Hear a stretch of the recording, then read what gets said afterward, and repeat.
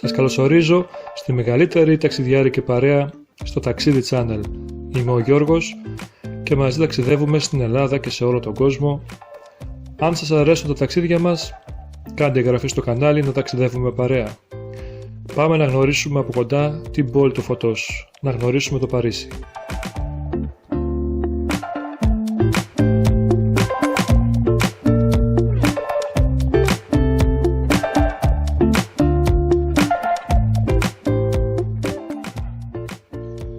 Το ανάκτορο των Βερσαλιών βρίσκεται λίγα χιλιόμετρα έξω από το Παρίσι, στην πόλη των Βερσαλιών. Το ανάκτορο των Βερσαλιών είναι γνωστό και για τους τεράστιους κήπους του, μαζί με πολλά συντριβάνια και αγάλματα. Το ανάκτορο σήμερα είναι Εθνικό Μουσείο της Γαλλίας και πραγματικός πόλος έλξης εκατομμύριων τουριστών κάθε χρόνο.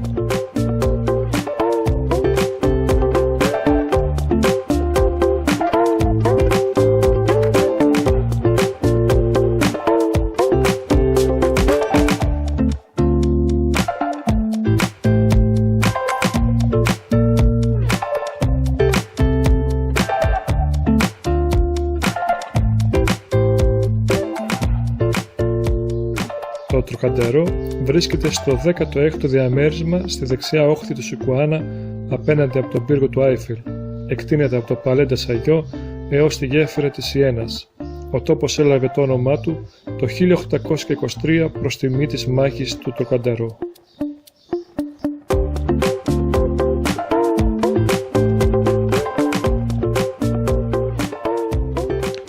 Το Μουσείο του Λούβρου είναι ένα από τα μεγαλύτερα και παλαιότερα μουσεία τέχνης στον κόσμο.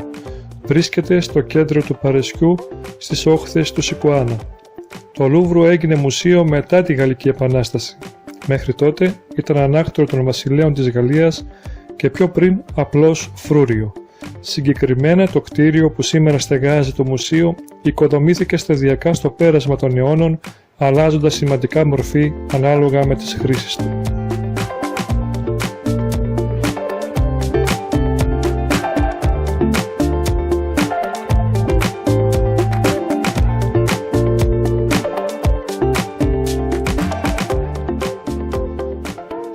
Ο κήπος του Λουξεμβούργου είναι δημόσιος κήπος που βρίσκεται στο 6ο διαμέρισμα του Παρισιού. Δημιουργήθηκε το 1612 από τη Μαρία των Μεδίκων για τη νέα κατοικία της στο παλάτι του Λουξεμβούργου. Ο κήπος σήμερα ανήκει στη Γαλλική Γερουσία, η οποία συνεδριάζει στο παλάτι.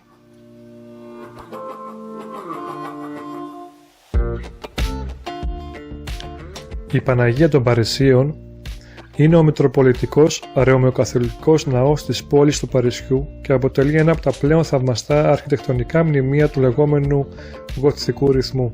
Βρίσκεται στην νησίδα Île de la Cité του ποταμού Σικουάνα, στο κέντρο της γαλλικής πρωτεύουσας.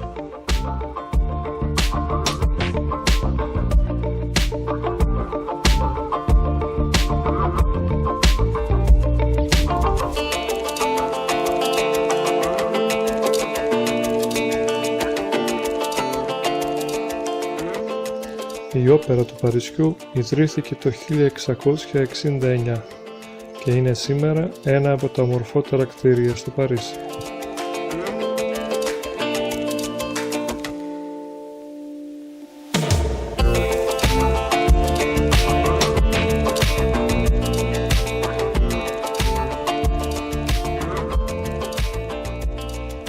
Η αψίδα του θριάμβου του Καρουζέλ βρίσκεται στην πλατεία του Καρουζέλ. Χτίστηκε μεταξύ του 1806 και 1808 για να τιμήσει τις στρατιωτικές νίκες του Ναπολέοντα.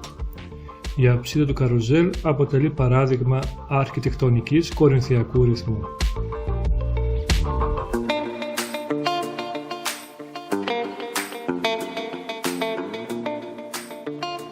Το Δημαρχείο του Παρισιού είναι το κέντρο του Δήμου από το 1357. Επιτελεί πολλαπλές λειτουργίες, στεγάζει την τοπική διοίκηση, τον Δήμαρχο του Παρισιού από το 1977 και χρησιμεύει ως χώρος για μεγάλες δεξιώσεις.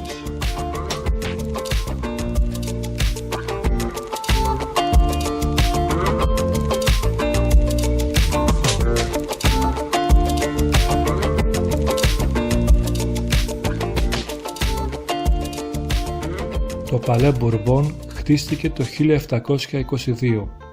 Βρίσκεται στο 7ο διαμέρισμα του Παρισιού, στην αριστερή όχθη του Σικουάνα, απέναντι από την πλατεία Concord. Είναι η έδρα της Γαλλικής Εθνοσυνέλευσης, της κάτω βολής του Κοινοβουλίου της Γαλλίας.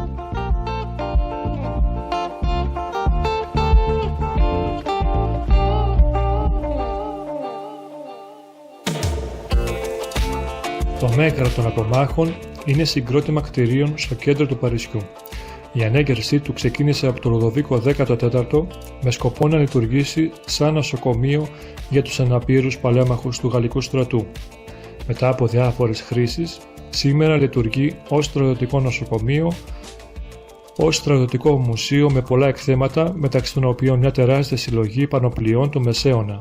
Στο μέγαρο στεγάζονται επίσης το Μουσείο Ανάγλυφων Σχεδιαγραμμάτων, το Μουσείο La Contemporaine, μια βιβλιοθήκη μουσείο, και στην εκκλησία του συγκροτήματος βρίσκονται οι τάφοι επιφανών Γάλλων διατεταγμένοι κυκλικά γύρω από τον τάφο του Μεγάλου Ναπολέοντα.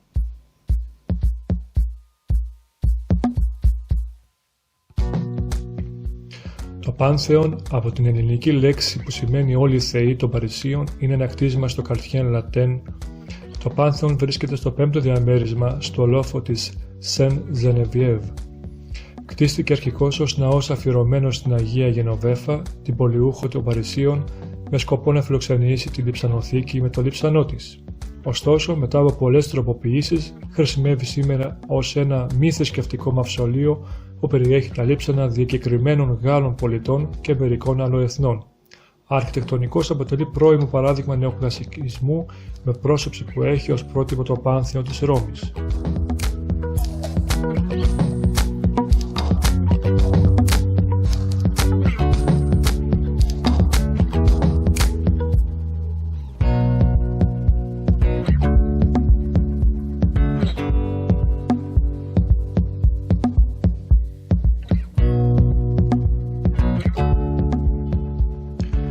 Η αψίδα του θριάμβου άρχισε να κατασκευάζεται στις αρχές του 19ου αιώνα επί αυτοκρατορίας Ναπολέον του Πρώτου. Βρίσκεται στο κέντρο του Παρισιού επί της πλατείας Charles de Gaulle. Η αψίδα φέρει αχάρακτα τα ονόματα των εικόνων των γαλλικών στρατευμάτων καθώς και τα ονόματα 558 στρατηγών.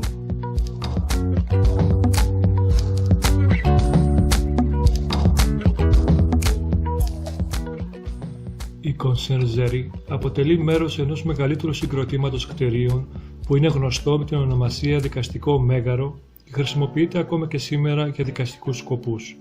Βρίσκεται στα δυτικά του νησιού Île de la Cité, κοντά στο καθεδρικό ναό της Παναγίας των Παρισίων.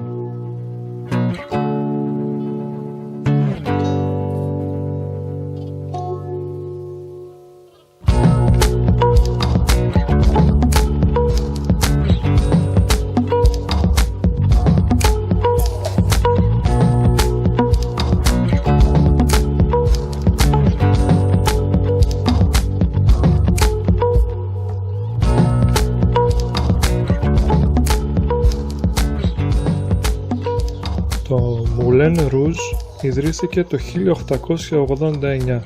Βρίσκεται κοντά στη Montmartre στην περιοχή Pigalle, στη λεωφόρο Boulevard de Clichy, στο 18ο διαμέρισμα του Παρισιού και σήμα καταθέν του είναι ένας κόκκινος ανεμόμυλος στη στέγη του.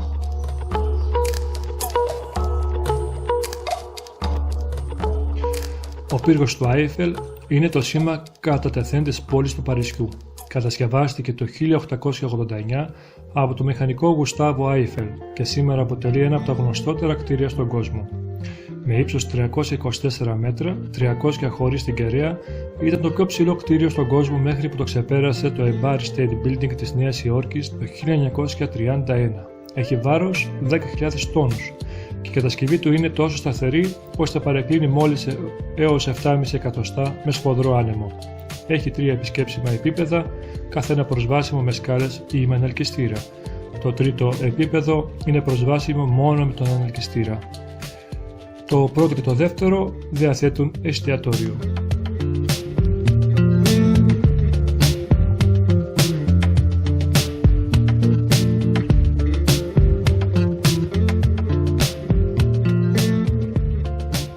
Κάπου εδώ ολοκληρώνουμε το ταξίδι μας στο Παρίσι. Είδαμε και θαυμάσαμε πάρα πολλές όμορφες εικόνες από την πόλη του φωτός. Αν θέλετε να μην χάνετε τις πρεμιέρες μας και να ταξιδεύουμε παρέα, κάντε εγγραφή στο κανάλι για να τα έχετε όλα. Σας ευχαριστώ πάρα πολύ φίλες και φίλοι. Θα τα ξαναπούμε στο επόμενο μας ταξίδι. Γεια σας.